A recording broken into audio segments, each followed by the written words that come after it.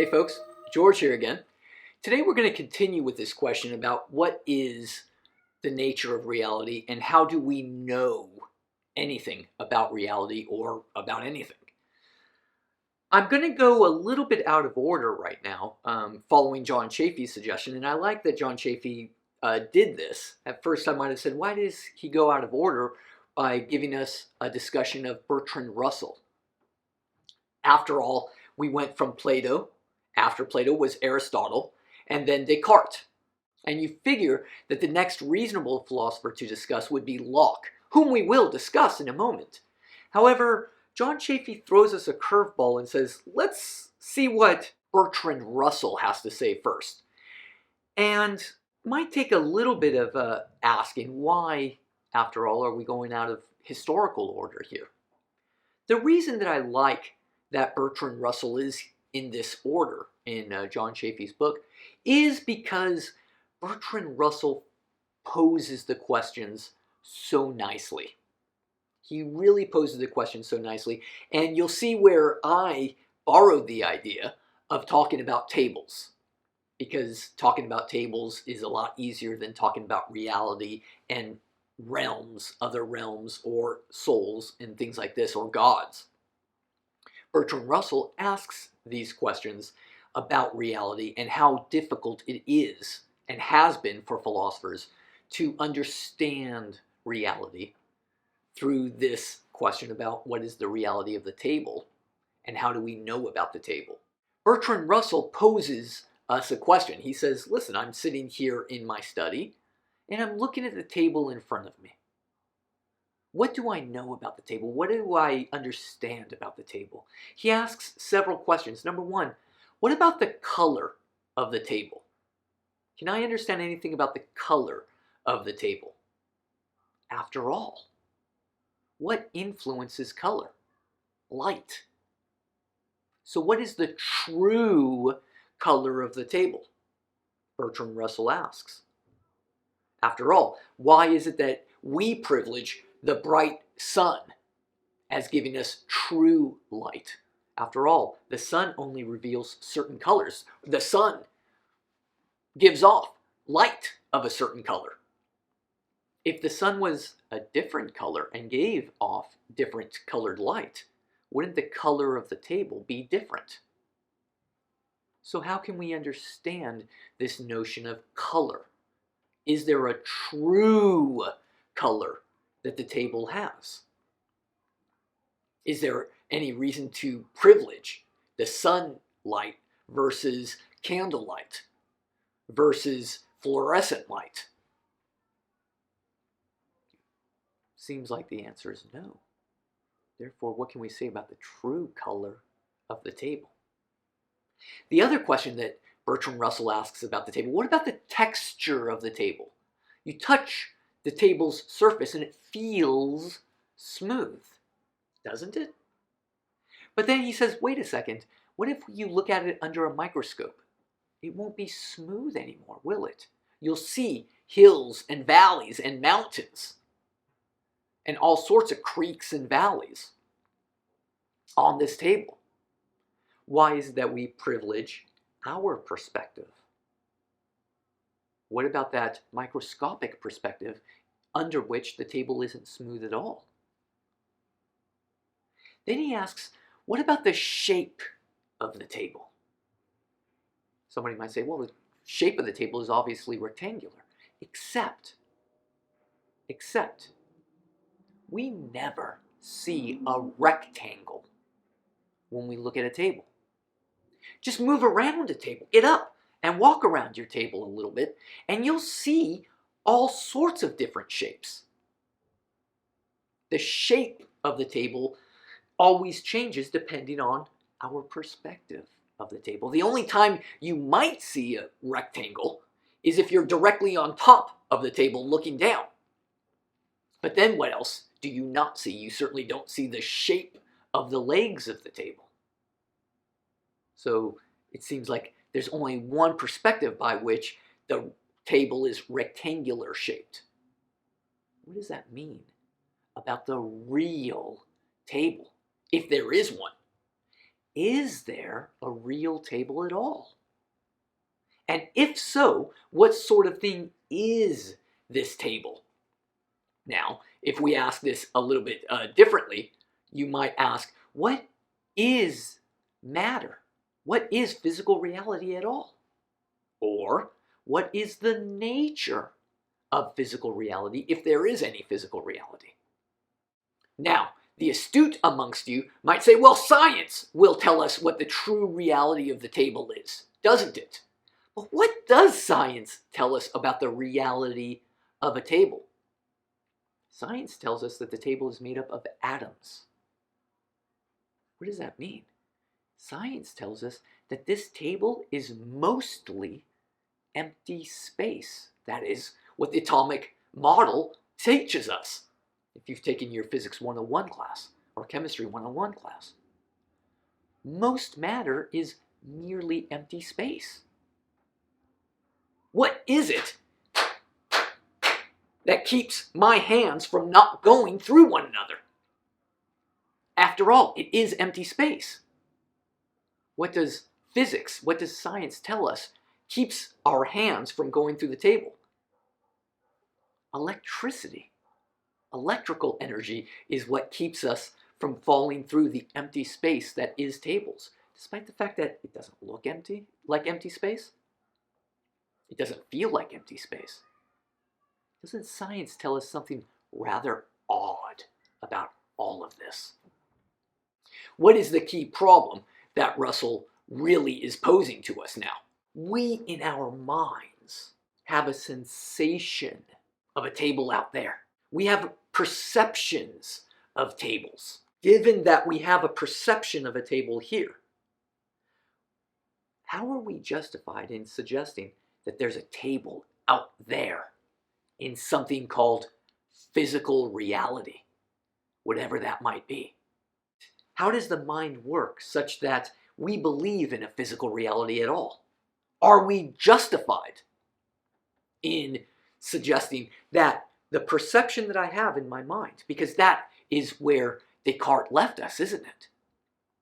Let's just take for granted for a quick moment that Russell isn't convinced by Descartes' ontological argument that proves God's existence, thus proving the existence of the table in external reality, because God wouldn't fool us. How is it that Descartes is looking for a firm foundation, and we know that there's a table in our mind, in our perceptive apparatus? How do we go from in here to suggesting anything about the table out there? How are we justified in believing in any of this? Another way to ask the question is, what inferences are we making? And what inferences do we make to believe in a real table outside of our minds?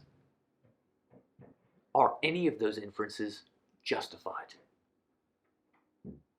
How do we justify the existence of external tables outside of our mind? And that's another sort of reason that some philosophers will call Descartes the first modern philosopher.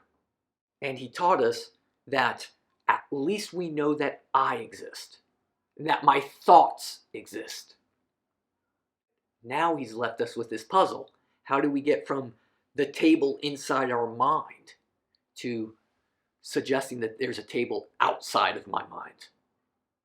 That is, how do we get from our perceptions and ideas and sensations of tables to there must be a table outside of my mind? Well, now we'll go back in order and visit Locke, and how Locke answers the question, how can I know that there are tables outside of my mind? That I'm not merely dreaming, that I'm not merely insane, that I'm not merely being deceived by an evil genius. Locke thinks he has an answer, and Locke is going to start with empiricism. Locke is going to suggest that Descartes took us down a wrong path because Descartes dismissed empiricism and focused on rationalism. Let's see how Locke goes in that direction. First, Locke is going to remind us, given empiricism, that all knowledge is from sensory experience, such as vision, such as hearing, such as smelling, taste, and touch. Here, however, since Descartes tried to give an argument against empiricism, Locke is astute, John Locke is astute, and says, wait, we've got to give an argument in favor of empiricism now. And he gives 3 reasons that are against rationalism. Number 1, he says, there are no innate principles. There are no innate ideas. Counter to Plato, counter to Descartes. There are no innate principles that exist in the mind. What does that suggest? That the mind at birth or at creation is a tabula rasa. The mind is a blank slate. And how does the mind learn? Through sensory experience. And the senses will inform the mind of all sorts of interesting things that it learns later. How can he argue for the position that there are no innate principles? Well, number 1 is, there are no ideas that everybody agrees upon. Pick any belief, and you will find somebody who disagrees with you. Doesn't that suggest that there are no innate principles?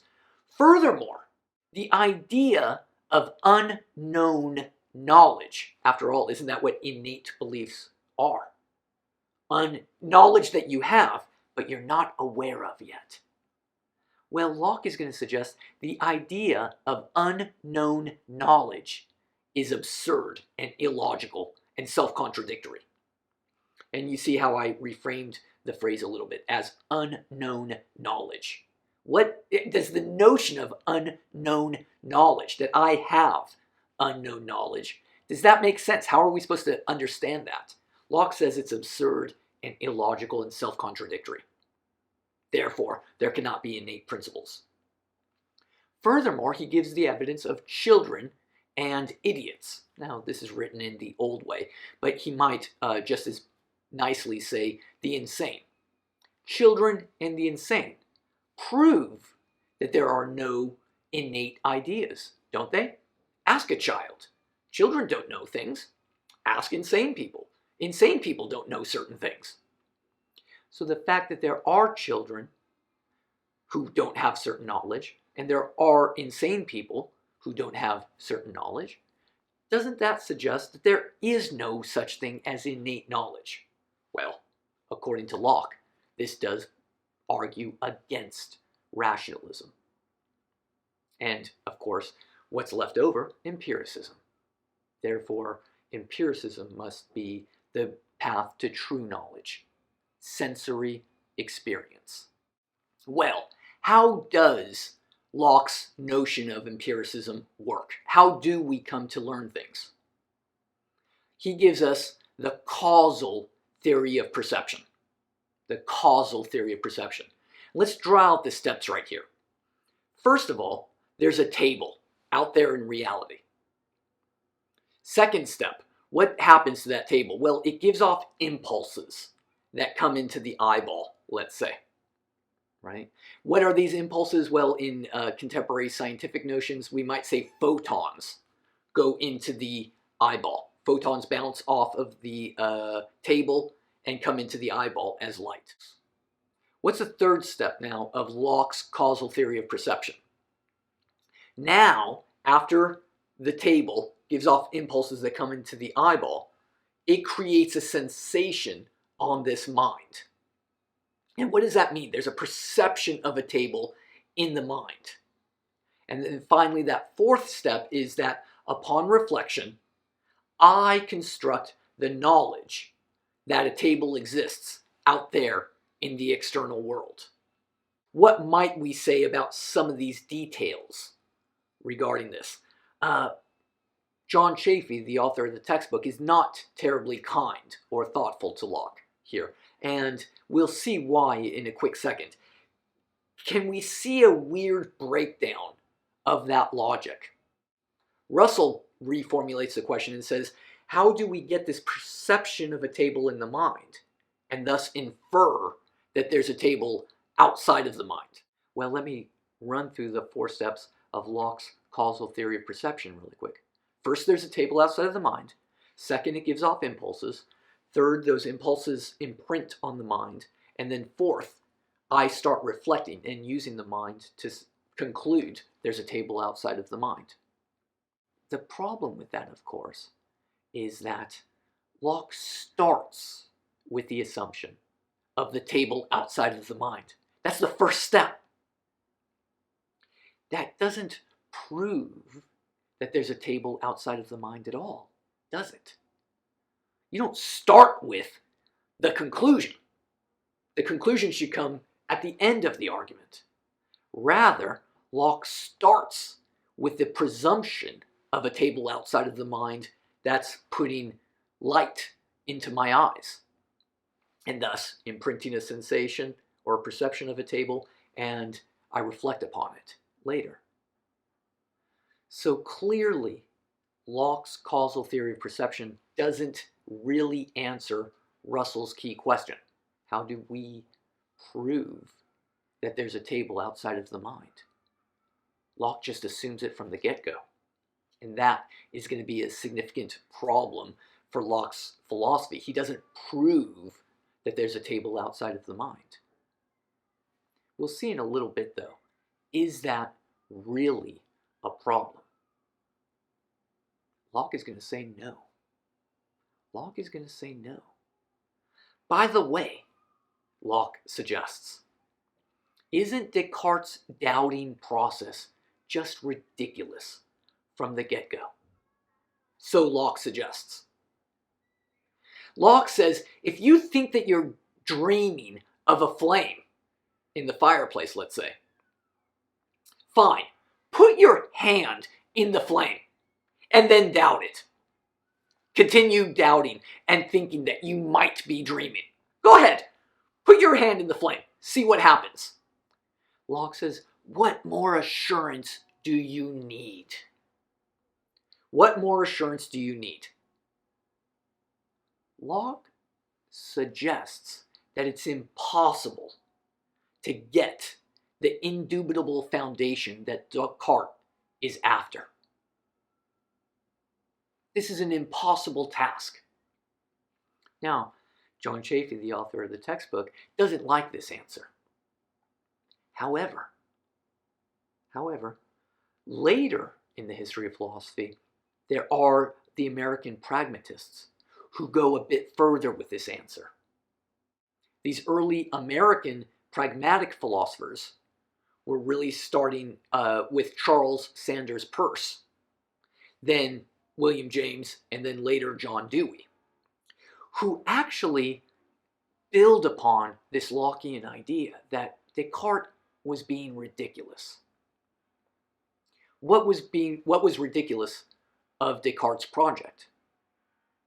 We shouldn't be looking for this indubitable foundation. And that's what I like about certain philosophers. Now, John Chafee clearly doesn't like this about Locke, but I kind of like it.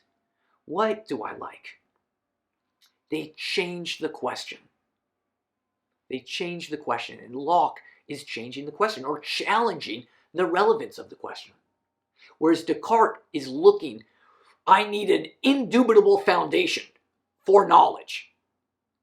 Locke, and then later the American Pragmatists, are saying, I don't like that question. I don't want to answer that question. And by the way, that's an impossible question to ask. I'm moving on to more productive philosophical pursuits. And that is something that is taken up by the Pragmatists much later in America. Now, that's up for you to decide. Is Locke being reasonable? Different philosophers have different ways that they address this question. Some philosophers do want to focus on that question. Is that Cartesian question a relevant and legitimate question? There are other philosophers, like I said, Locke, and later the Pragmatists, who suggest, I'm not going to bother with that question. I don't think it's a relevant question. It's an impossible question to answer. I'm going to move on to more pragmatic pursuits.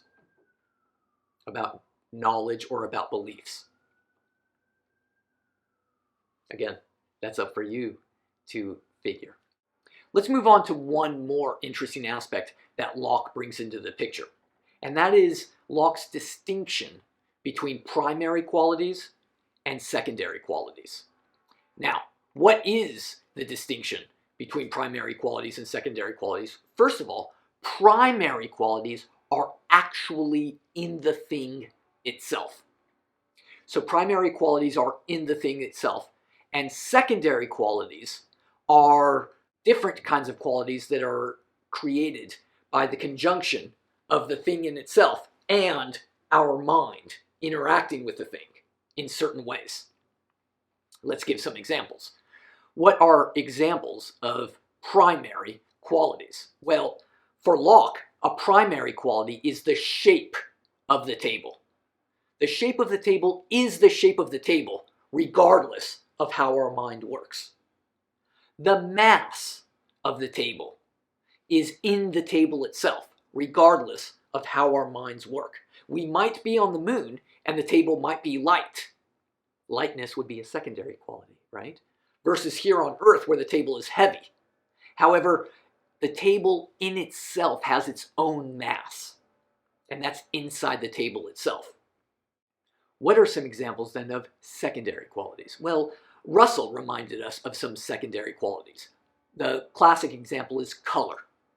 The color of the table is not in the table itself. Why not? Well, it's because light plays a factor into the color of the table. Also, our eyes and the way that our eyes are built factor into the color of the table. For example, our eyes are built only to see certain colors. Our eyes are not built to see the electromagnetic spectrum beyond what is called the visible color spectrum. There's infrared on one side and ultraviolet light on the other side. Our eyes are not built to see infrared wavelengths, and our eyes are not built to see ultraviolet wavelengths. Our eyes are only built to see a very specific color spectrum. Here's another interesting thing that happened a few years ago. Perhaps you recall. There was a meme of a blue dress. And everybody asked, what color is this dress? Some people said it's blue and black. Other people said it's white and gold. I don't want to get into this debate right now. The point being that we see through that discussion, we learned that Locke was correct on this. Color is not in the thing itself. It's how our minds interact with the thing itself. And some people, their eyes are built in a way such that they saw this as a white and gold dress. And some people's eyes are built in such a way that they saw a blue and black dress. Some people will say, oh, yeah, but the dress itself is really blue. I saw it on another internet website, let's say. That's not the point. If you're looking for the color of the true color of the dress, you're missing the point. The point is, what do we see? How do we perceive the color of this thing that's in front of us? Forget about calling it a dress. Look at the screen in front of you. What colors do you see? Do you see blue and black, or do you see white and gold? Now, it might shock you that before this famous picture came out, there are people whose eyes are built in a certain way such that they cannot see certain colors. They are called colorblind because the way their eyes are formulated is a little bit different than the way that, let's say, my eyes are formulated. I am not colorblind. But certain people's eyes are wired in a way that they are colorblind. And that's Locke's point, and Russell's point too, much later. That color is not in the thing itself. Rather, color is a secondary quality such that it's an interaction between the thing in itself and this mind, these eyes, these ears, this machine, called a human mind. And with that in mind, that's how we understand the true table, according to Locke.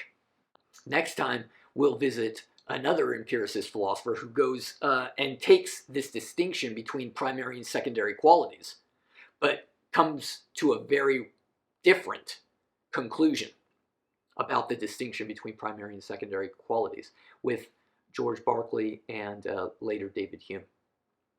See you next time. Bye-bye.